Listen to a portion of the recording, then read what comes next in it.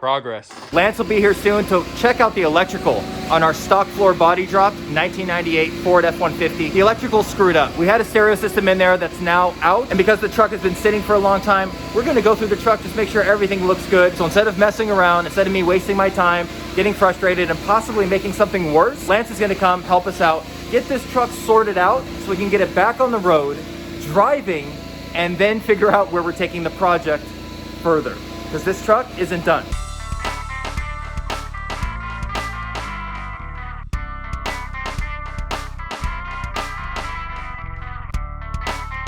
How bad's the damage? Oh wow, look at this corner of the roll pan. I just noticed this. This is funny. Oh, must have railed that off a long time ago. If you leave a full tank, there's no room for air. And air is the oxidizer. Right. Okay, and everything will get corroded. If you have a quarter tank, a third of a tank, 2/3. When it's full, there's no way that air can enter because it's a liquid body. Right. Okay, it's when, do you have any idea, any inclination as to how much gas you left in it?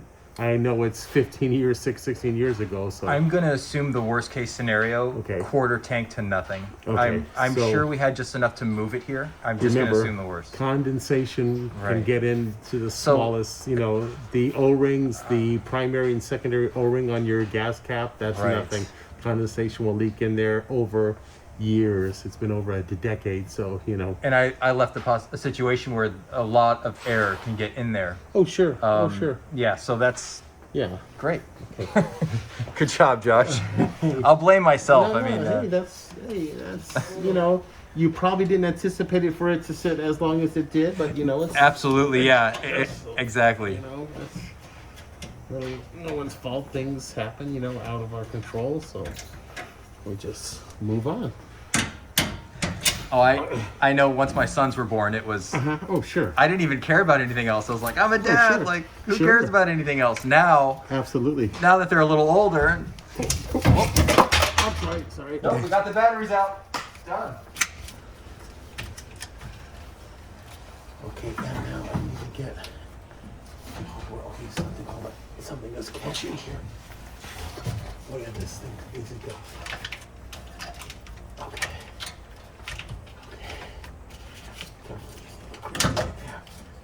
Okay. Okay, good. Okay, is something hitting here? Catching? Okay, okay.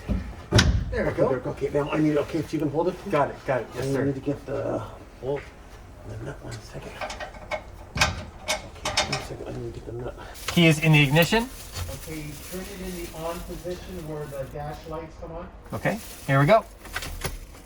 Nothing. 12 volts coming through. Yeah, coming to the engine, but it's not going back there. And you've got the key on, right?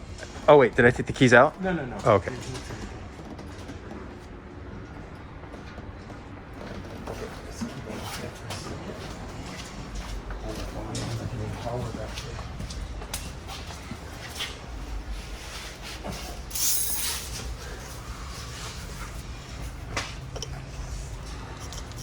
Okay, 1283.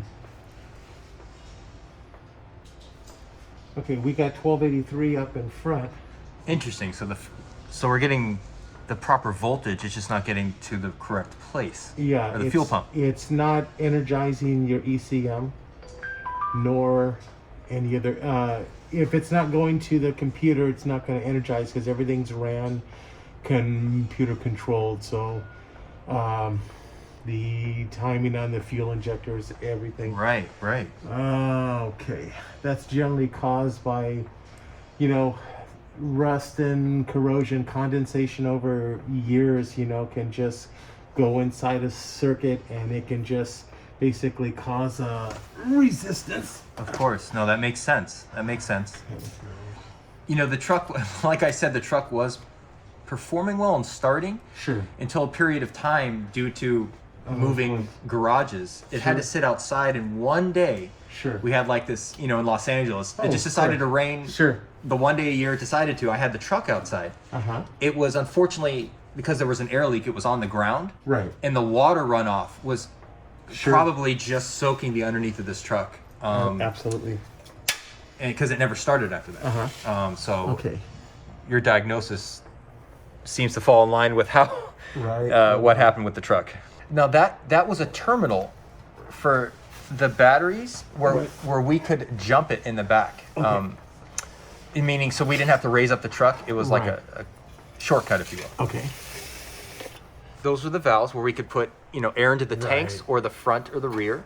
Gotcha. And then that was the grounding terminal. Well, we'd actually ground it to metal, and that was the positive terminal. Okay. And it worked at the time. Oh, sure. But Okay.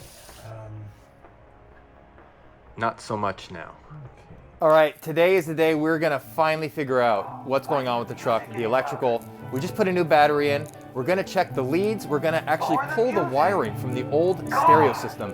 That's causing this truck a lot of issues. We're going to eventually, at some point in the future, redo the stereo, but not until we do some more fabrication. And there's some serious fabrication coming up for this truck. Don't go anywhere and subscribe now. You are not gonna believe what I'm gonna do with this truck.